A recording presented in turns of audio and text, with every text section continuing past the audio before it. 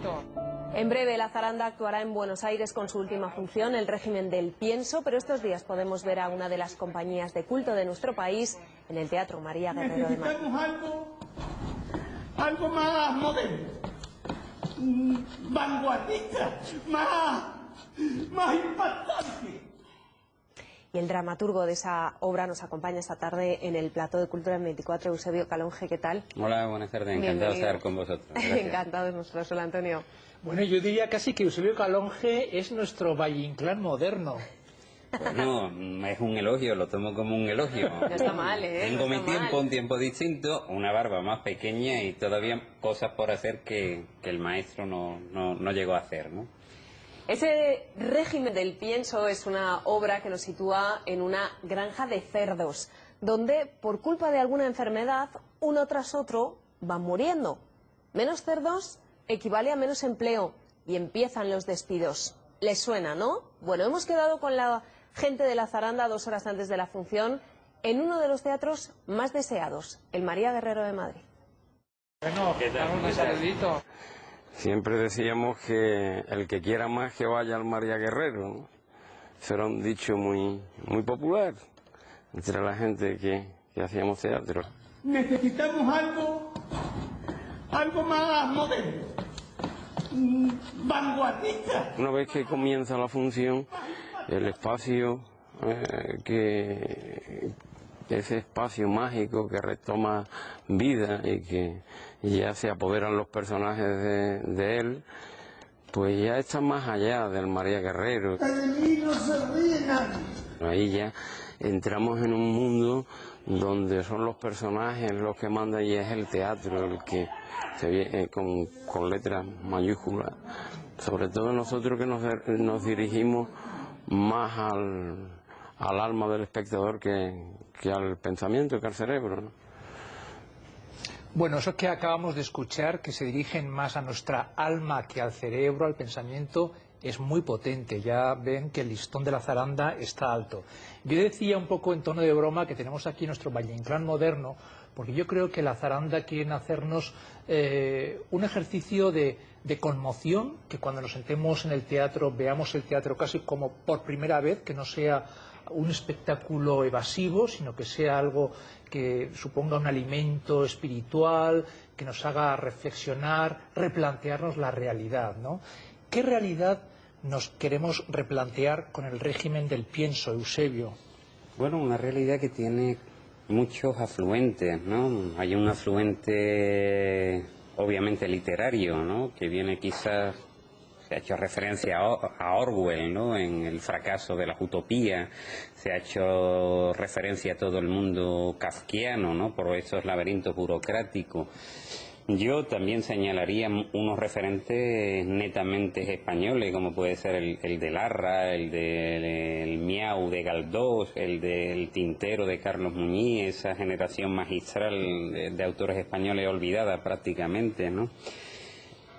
Y luego están los afluentes que, bueno, de toda la imaginería que siempre nosotros llevamos a nuestros escenarios.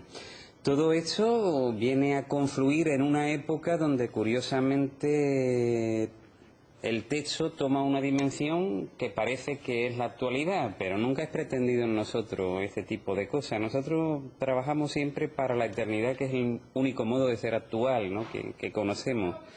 Lo que pasa es que los tiempos han convergido, ¿no? Ahí han venido a sacar a flote, pues bueno, una problemática que es de la que hablábamos, ¿no? Esa es la realidad que aquí se toca, que es el mundo de lo material y de la, digamos, pues esa gran proliferación de mercancía que no nos ha llevado a nada, que no ha llenado nuestra alma y que ni siquiera ha creado un público más despierto a los teatros, ¿no? Yo creo que en suma habla de todo ese hartazgo de lo material y la falta de lo espiritual en el arte, ¿no? A lo que de nuevo nos estamos sometidos o desembocando, ¿no?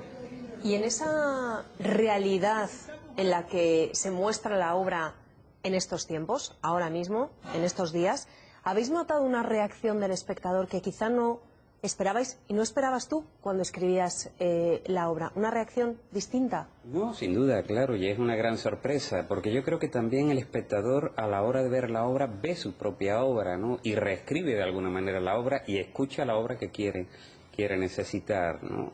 O que necesita ver en ese momento. Y sí, la convergencia, ya te digo, con el tiempo, con la problemática, con lo que la gente está viviendo en la calle, pues bueno, ha sido muy sorprendente para nosotros, que cuando salíamos siempre de la nave de ensayo nunca en realidad sabemos qué va a pasar, ni muy bien ni qué estamos pretendiendo decir, porque yo creo que el arte no tiene unas explicaciones hasta que empieza el público verdaderamente a contarte qué has hecho tú, o la crítica, o porque tú en realidad no sabes. Tú estás en la nave de ensayo procurando que nazca algo vivo allí, no que sea una convención simplemente de una puesta en escena. Para nosotros eso es muy importante, buscar una verdad viva en el escenario, algo que nos choque de otro modo, y cuando realmente sale al extremo tal no sabes nada, no sabes muy bien qué has hecho. Y fue el público el que empieza a decirte, pues bueno, eso es lo que está pasando, ese es el reflejo, ¿no? Reflejo que por otra parte siempre tiene el teatro de la sociedad. Paco de la Zaranda, al que escuchábamos y veíamos hace solo un minuto, es además del director de la obra, es el creador del espacio escénico, algo quizá para esta compañía tan sagrado como el propio texto. No hay florituras, hay solo lo justo para crear ese ambiente un tanto poético. De alguna manera buscamos lo esencial. Yo creo que con los mínimos elementos expresar lo máximo. Huimos de lo gratuito encima del escenario. El escenario hay que llenarlo con vida y con verdad, y con elementos que vengan a comunicar tanto como pueda comunicar el mismo texto, como pueda comunicar la misma música, porque entendemos que el teatro es un todo. Entonces, encima del escenario nunca hay nada por mero decoración o porque queda bien, sino que va a formar parte de la liturgia que nosotros presentamos. Es increíble cómo con unos flexos, unos archivadores, nos trasladan a un mundo kafkiano de pasillos de oficinas, de hospitales. Ahí Paco de la Zaranda, Francisco Sánchez, el actor, pero muy conocido como Paco de la Zaranda, que asume también la dirección, menciona la expresión verdad y vida. Quieren que todo sea verdad. ¿Qué entiende la Zaranda cuando decís que queréis darle cuerpo a la verdad sobre las tablas? Pues que acontezca algo vivo, ¿no? Que no se quede en la mera interpretación, en la mera escenografía, en el mero texto literario, sino que ahí aparezca algo vivo. En realidad, cuando un personaje toma alma es cuando nos olvidamos de que hay un actor, que hay un texto, y todo lo que empieza a decir está vivo, se dice por primera vez en ese momento. Eso es que tenga vida y eso es que sea verdad. Ahí ya la abolición del escenario se da y el espectador empieza a contemplar desde dentro la obra, ¿no? Eso es lo que nosotros tratamos encarnizadamente en los ensayos, de que se dé siempre, ¿no? Eso es la verdad para nosotros. Y ser obediente a que eso aparezca, no dejar que tu vanidad como autor, como actor, como director sea más fuerte que eso, sino llegar hasta donde el teatro te va a llevar, ¿no? Eusebio, tú llevas casi 30 años escribiendo textos para la Zaranda, dando también esa seña de identidad a lo que es la compañía. Yo no sé si hay echando la vista atrás a tus anteriores montajes, a tus anteriores creaciones, ¿hay algún tipo de hilo conductor, algún tema que te ha, en fin, interesado de alguna manera, alguna unidad entre todos los textos? Yo creo que siempre, desde la primera obra, siempre hay una fuente poética y siempre va fluyendo por los años, ¿no? Uno escribe lo que es, ¿no? Siempre se nos dice a los autores que tendemos a repetir, ¿no? Bueno, yo creo que tendemos a recordar siempre esa fuente, ¿no? Es lo que pasa con cualquier autor, ¿no? Y yo creo que el tema, yo siempre digo que yo he escrito teatro por conjurar la muerte, ¿no? Y yo creo que eso está siempre de fondo, ¿no? Es una constante y ahí está. También vengo de una cultura donde eso es milenario, ¿no? Esos ocres de la muerte son los que están en los cuadros de Valdés Leal. Y yo creo que si quitamos todos los barnices que tienen, todos los tópicos y todos los folclores de lo andaluz, yo creo que hay siempre una reflexión muy honda sobre la muerte, ¿no? Es muy curioso, estamos viendo ahora imágenes de Nadie lo quiere creer. Tenemos también algunos de los textos que más éxito han tenido vuestro, como Homenaje a los malditos o Futuros difuntos.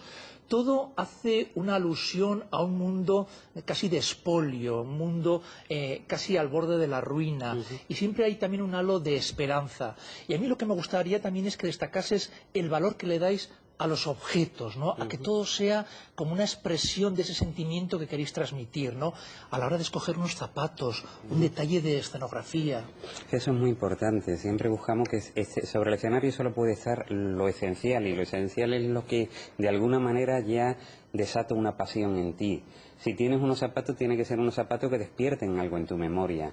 Si tienes unos objetos, debe ser algo que en tu recuerdo de alguna manera estén, ¿no? Ya te digo, para llegar tú ya con una ventaja que es la de la pasión, lo que te imprime el propio objeto, ¿no? Por otra parte, la reflexión siempre sobre la decadencia de Occidente es bastante grande, ¿no? Eso de que no haya luz en los jardines de Occidente, la frase decadentista por antonomasia, ¿no?